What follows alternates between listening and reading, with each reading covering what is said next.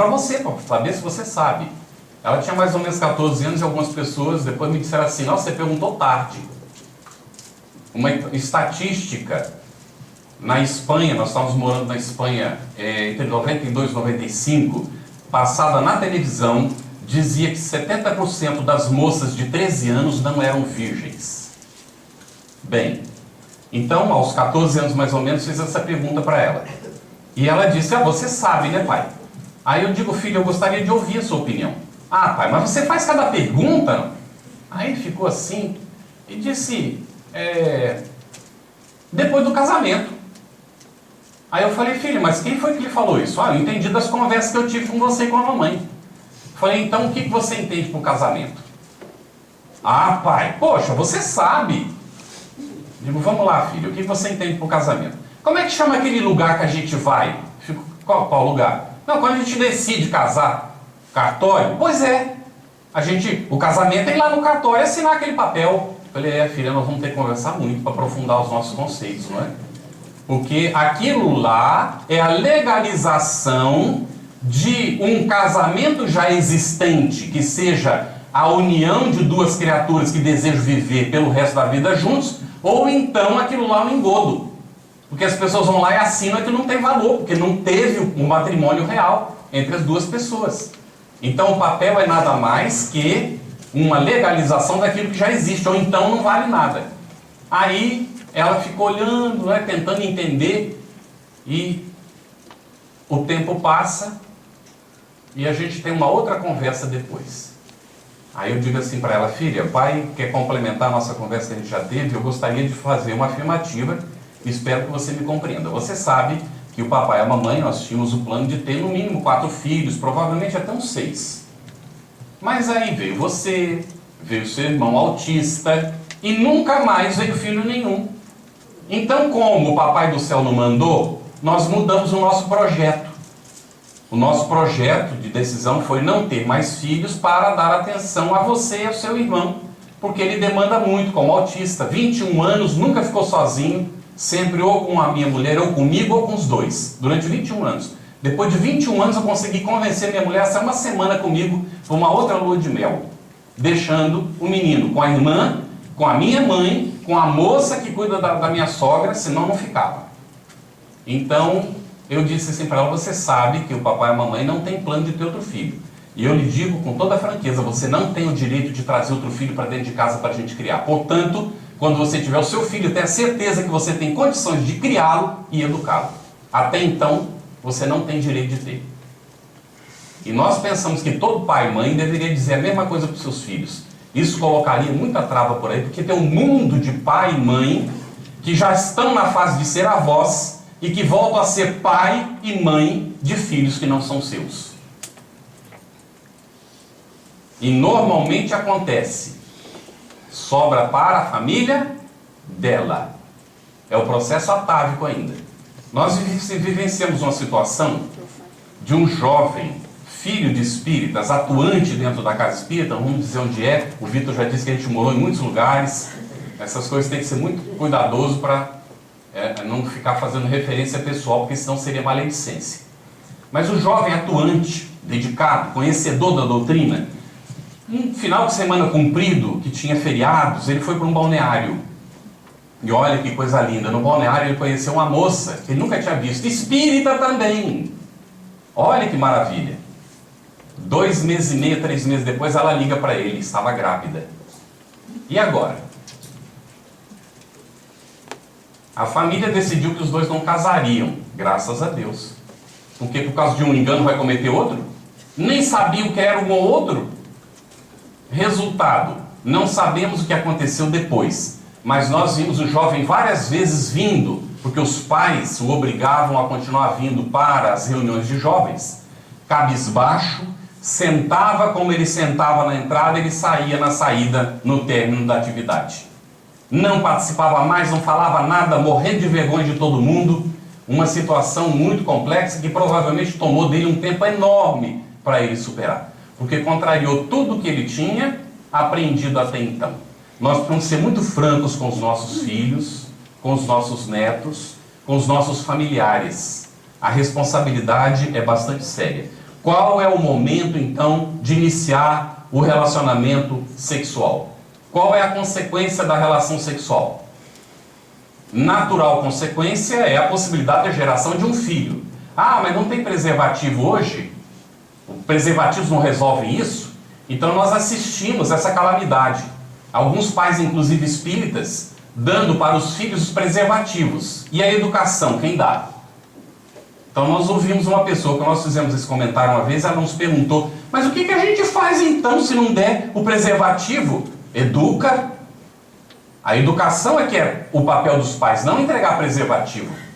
Então é necessário conversar com toda franqueza e com toda sinceridade quais são as consequências. Bem, quais são as consequências?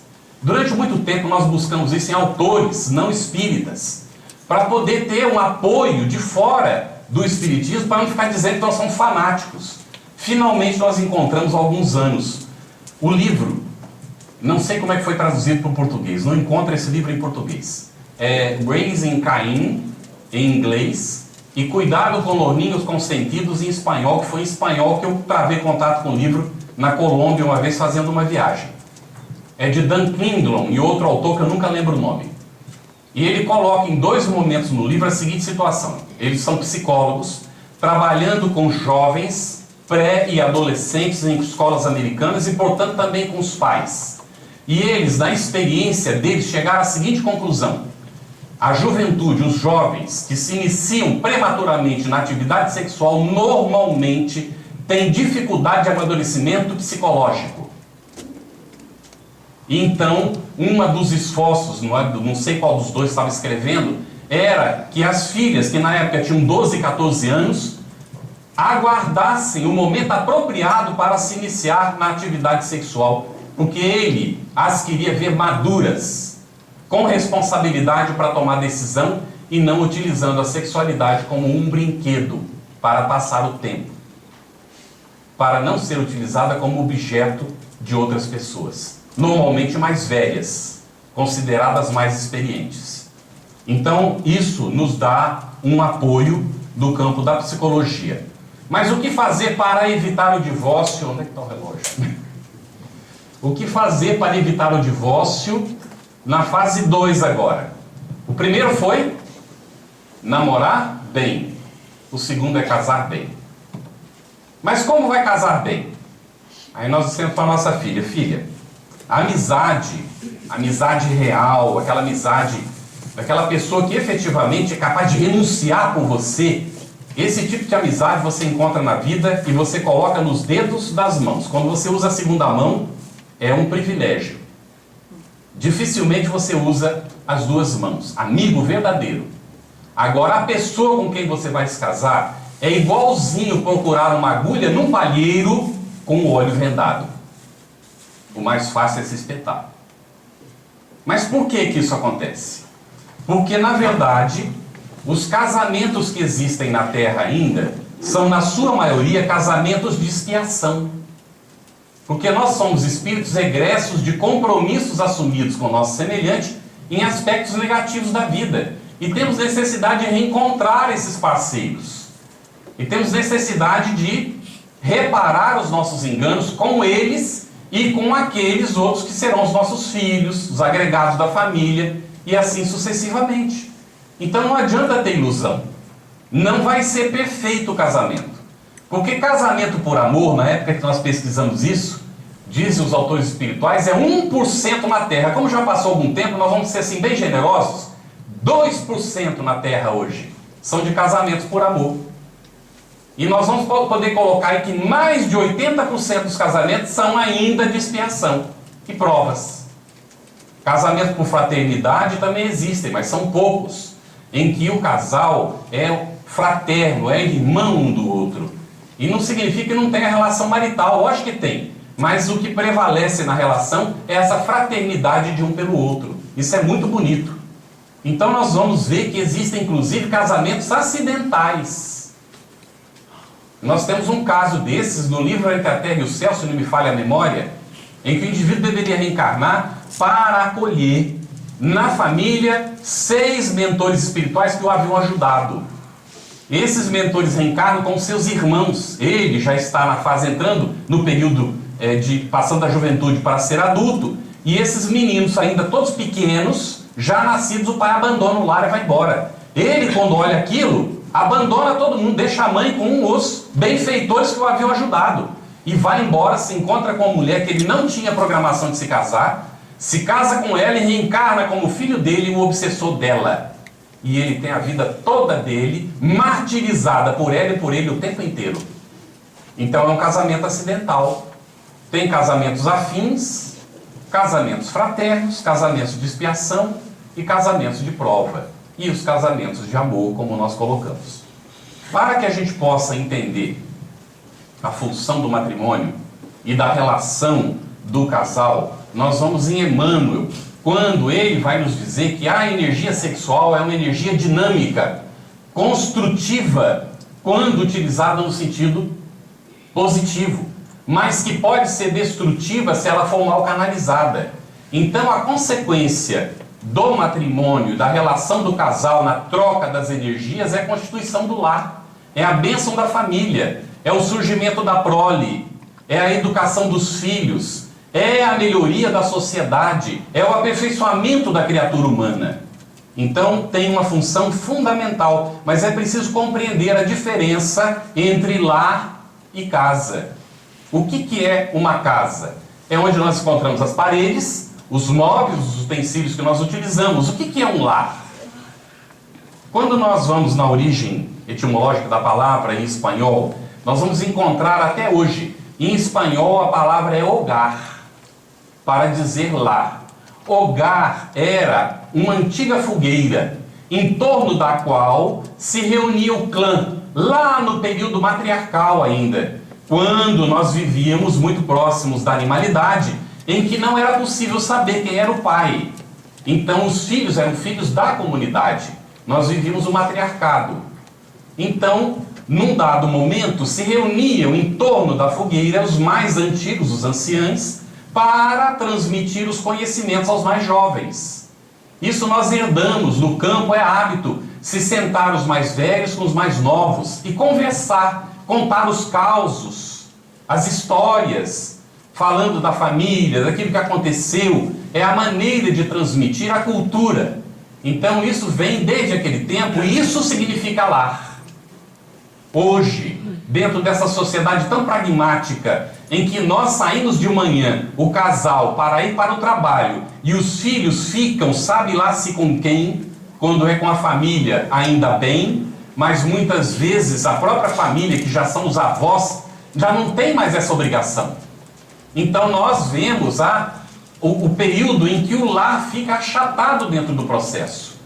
Ele fica menoscabado, porque nós não estamos dando a devida atenção aos filhos. Não estou falando isso de outras pessoas. Estou fazendo uma referência a um período vivenciado pela minha própria família. Vivendo no exterior durante um período, nós tivemos uma inversão. Porque o que conta, segundo André Luiz, está no capítulo 20 do livro Nosso Lar, é o sentimento, o equilíbrio entre o sentimento feminino e o sentimento masculino. O sentimento masculino está presente mais no homem, mas também na mulher. E o sentimento feminino está mais presente na mulher, mas ele também está presente no homem. Como espíritos imortais que nós somos, nós reencarnamos ora como homem, ora como mulher, a depender das necessidades de evolução e as funções que nós tenhamos que desempenhar, nos fala Emmanuel. Então, todos nós necessitamos passar pelas experiências para nos desenvolver. E aí o indivíduo, já mais evoluído, é uma síntese, em que já não prevalece nem mais a característica feminina nem a masculina. E aí alguém poderá dizer, mas você está falando de homossexual? Nós não estamos falando de homossexualidade no exercício da homossexualidade. Estamos falando na característica do espírito evoluído, que é uma síntese, em que, como o espírito, não tem sexo. E quando reencarnado assume uma ou outra função por necessidade, mas não é mais escravo do corpo, da necessidade da função sexual, como não é escravo mais da função orgânica de se alimentar, como não é mais escravo do mundo. É aquele indivíduo que Jesus nos convidou para ser. Está no mundo, mas não é do mundo.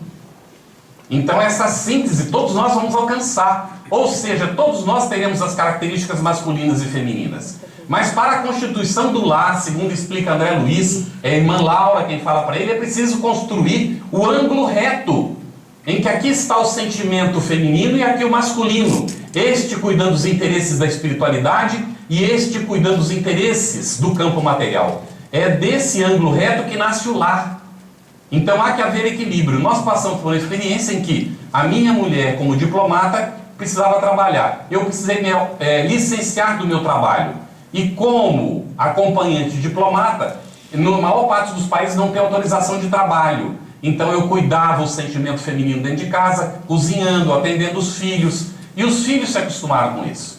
Quando nós voltamos para o Brasil, pátria de origem, os dois com emprego, então trabalho durante 12 horas, e no trabalho era 12 horas mês, tanto um como o outro, mais o movimento espírita, os filhos ficaram abandonados por 4 anos.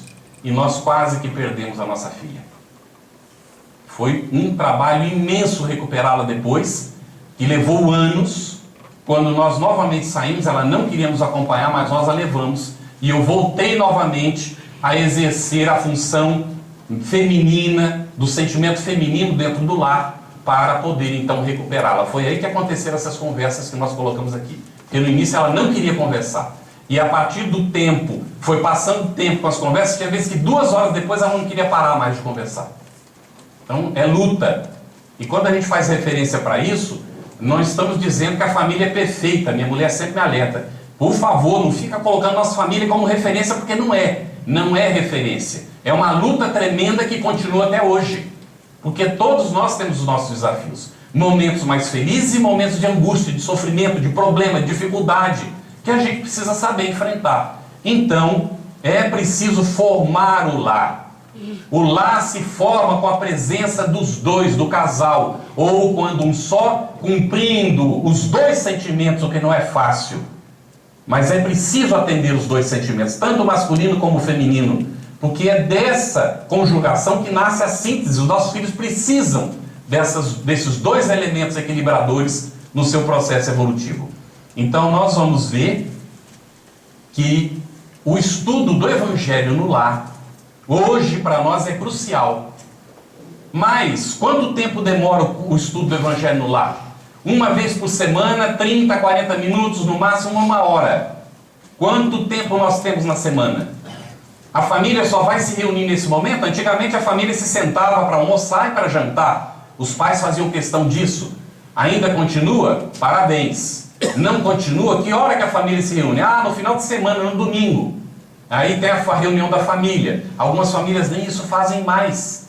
Que hora que a família se reúne? Então nós vamos aqui encaminhar de novo, já feita alerta que a família não é perfeita, para uma experiência vivenciada por nós.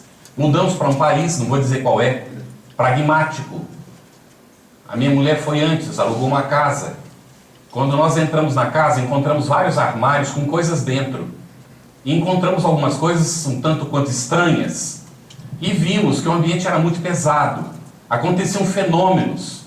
A garagem amanhecia aberta várias vezes. A gente pensava que era um problema do relé, alguma coisa estava acontecendo. Mas um belo dia, a porta da sala, que só abria por dentro, aquelas portas que não tem maçaneta por fora, só abre com chave. A maçaneta gira do lado de dentro, sem ninguém estar tocando nela, com a minha filha e a moça que trabalhava em casa, olhando, e a porta se abre. Então as duas saem apavoradas, gritando, e a moça pede as contas dizendo que a gente era bruxo, que ela não queria mais saber trabalhar com a gente. Então, esses fenômenos acontecendo dentro da casa, e a minha mulher então teve uma intuição, que nós precisaríamos estudar livros nobres em casa, com a família, todos os dias. Nós 4, o filho autista, a filha então 3, votando nunca dá empate. Nós sempre utilizamos a democracia. Então eu não via como ler todo dia em casa, que hora, que jeito. E a filha não queria saber de leitura, coisa nenhuma. A mulher vota vencida. Ela insistiu 3 meses e desistiu. Esquecemos do assunto, o tempo foi passando. Lá um belo dia, uns 6 meses depois dessa proposta que ela fez, eu dei uma bronca nos espíritos. Olha a petulância, não é? Falei, vocês não cumprem a parte de vocês. Não é possível um negócio desse. A gente está aqui em casa, eu trabalho para o movimento espírita, a gente escreve textos aqui, nós fazemos um estudo do Evangelho. Individualmente eu estudo todo dia aqui em casa. E esse ambiente desse jeito, vocês não fazem a parte de vocês. Aí um espírito que é o familiar, muito querido, se aproximou e disse assim, como que nós não fazemos a nossa parte? Nós estamos fazendo, vocês é que não fazem. Eu digo, mas como que não? Vai querer que eu repita tudo? Aí ele disse assim, não precisa repetir. Eu sei o que você disse, mas você está enganado. Cadê a leitura diária que eu sugeri faz 6 meses? A filha foi o voto vencido. Ela dizia assim, eu não leio, não tem problema, filha, mas você vai estar ouvindo. Mas eu não vou sentar no sofá, não tem problema, pode ficar deitada. Ela deitava e botava almofada na cara. Eu não sei se vocês sabem a diferença entre jovem adolescente e jovem aborrecente. Então, o tempo foi passando. Naquela época ela usava, eu estou terminando, tudo negro. A roupa era toda negra. Dentro do quarto, uma luz de blackout. Era um blackout, ela não abria nunca. E uma luz daquelas negras. Na tela do computador, a tela de descanso era aquele filme Blair Witch. Não sei se chegaram a ver, passou algum tempo, aquela calamidade. É um filme que só sobra a câmera, a filmadora. Só sobra a filmadora, para vocês terem uma ideia de como é que é a coisa. E ninguém sabe quem matou quem. Só sobra a filmadora. Então ela tinha lá o Blair Witch na estante, alguns livros espíritas no fundo. Na frente, uma coleção de livros de vampiro que o namorado tinha dado para ela. E na parede, um pôster de entrevista com um vampiro. Bem, esse era o quadro. Um dia eu fiz uma viagem e comprei para ela uma blusa rosa. Cheguei em casa e dei. O que ela disse para mim? Ô pai, você sabe que eu não uso essas coisas. Pode ficar para você, eu só uso negro. E devolveu a blusa. Entreguei para a mãe pendurou no armário, ficou lá. Ninguém usou, ficou lá pendurada. E aí o tempo foi passando. O ambiente foi melhorando, os espíritos tinham alertado. Se vocês não pisarem na bola, todo mundo sabe que é o pisar na bola, né? Se vocês não cometerem enganos mais graves, em 1 ano o ambiente está limpo. Levou 1 ano e 3 meses. Quem é que não pisa na bola de vez em quando? 1 ano e 3 meses depois o ambiente tinha melhorado, mas muito mesmo. E aí a nossa filha chegou para minha mulher e disse assim, mãe, eu não sei o que está acontecendo, eu não consigo dormir dentro do quarto. Diversas vezes à noite eu acordo com um pesadelo, eu venho aqui no sofá onde a gente lê e durmo, não é? Mas eu não sei porquê. A mãe olhou para ela e falou, você não sabe, filha? Você não sabe mesmo? Ela falou, sim, mãe, eu acho que eu sei. Entrou no quarto, tirou o blackout, botou a luz negra embaixo da cama, os livros de vampiro foram para trás, porque o namorado tinha dado, não podia jogar fora, o pôster de vampiro desapareceu, mudou a tela do computador. E aí um dia eu chego em casa, depois de uma atividade no movimento espírita, e ela está ali se exibindo para mim, né? Eu levei um tempinho para me dar conta. Ela se exibindo para mim. Aí eu olhei e falei, ô filha, vem dar um abraço. Ela estava com a blusa rosa. Então é uma luta tremenda, ainda hoje. De vez em quando ela diz assim, pai, eu quero ser católica. Eu disse, filha, você já passou pelo teste. Ainda menininha, 13 anos, estudando no colégio católico, ela disse isso. Eu falei, filha, me responda uma pergunta. Depende do que você disser, você vai poder ser católica a hora que você quiser. Eu disse assim, quem é Jesus? Ah, pai, Jesus é filho de Deus, nosso irmão maior. Filha, pode ser católica a hora que você quiser. Já era na raiz da essência espírita. Tanto é que ela teve problema depois no colégio, porque essa pergunta foi feita numa prova de religião. E ela respondeu o que ela me disse e a professora deu 0 para ela. Porque tinha que responder que Jesus era Deus e fazia parte da Santíssima Trindade. E ela não aceitava isso, lógico, ela era espírita. Como é que ela poderia aceitar isso? Então nós vemos a construção ao longo do tempo. Nós precisamos conversar com os nossos filhos. A realidade é que, na essência, ninguém quer se separar. Mas as separações às vezes fazem necessárias. Tem circunstâncias que é melhor separar do que manter uma relação que não é construtiva, que nem é construtiva para os próprios filhos. Então cabe ao casal maduramente não dar sequência a um engano que foi cometido. Mas nós temos mecanismos, instrumentos, elementos para auxiliar os nossos filhos e a nós mesmos para não cometermos o engano. Agora, não esperemos pessoa perfeita. Nós somos. Quem pode se admitir perfeito? Aqui nesta terra, quando alguém se acha perfeito é porque é extremamente orgulhoso. E o orgulho é uma chaga da humanidade. Então, nós ainda temos as nossas limitações. E precisamos aprender a conviver com essas limitações. Porque o indivíduo que vai para a vida e vai para o relacionamento na expectativa de obter tudo do outro que ele deseja, e ele não sabe exatamente o que ele deseja, não vai dar certo de maneira nenhuma. Então é muito importante o autoconhecimento dentro do processo e o conhecimento da outra pessoa, para que nós então possamos construir esse relacionamento mais saudável, desde os primeiros momentos no namoro, que vai ser recuperado naturalmente, até então a construção do matrimônio durável, que vai perdurar por toda a encarnação e quem sabe por quanto tempo mais. Muita paz e muita luz para todos.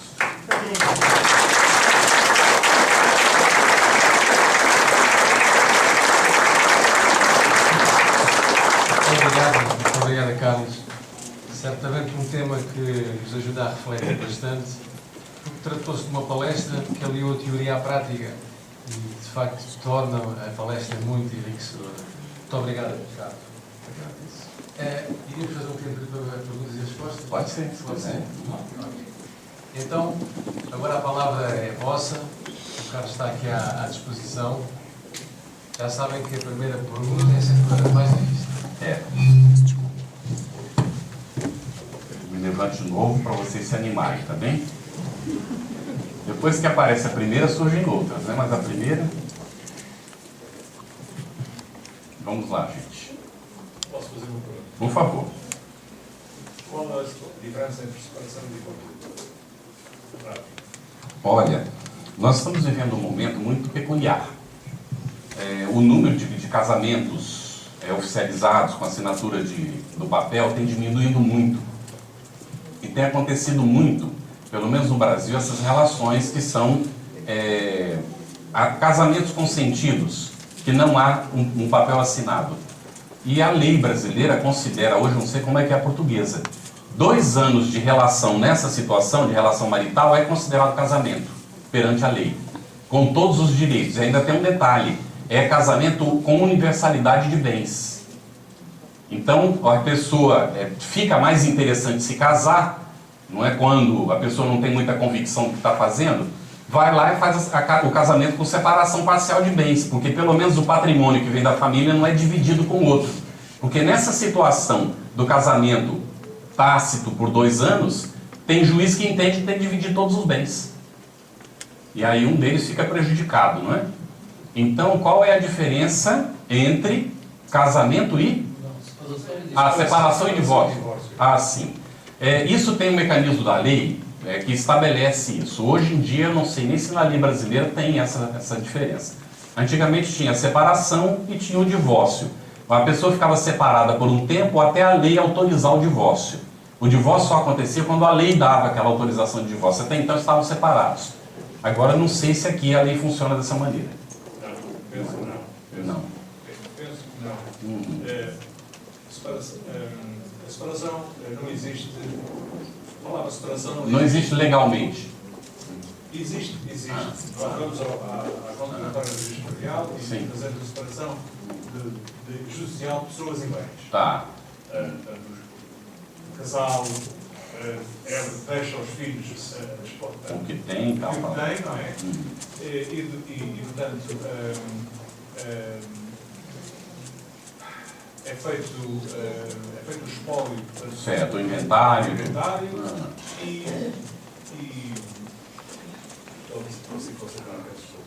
Tranquilo. Aí o divórcio. Não é fácil. E portanto, a separação, tanto como o divórcio, tem que ver com a participação do auxílio, da alimentação. Entendi. O cônjuge que não tem, que não trabalha. Está certo. Isso.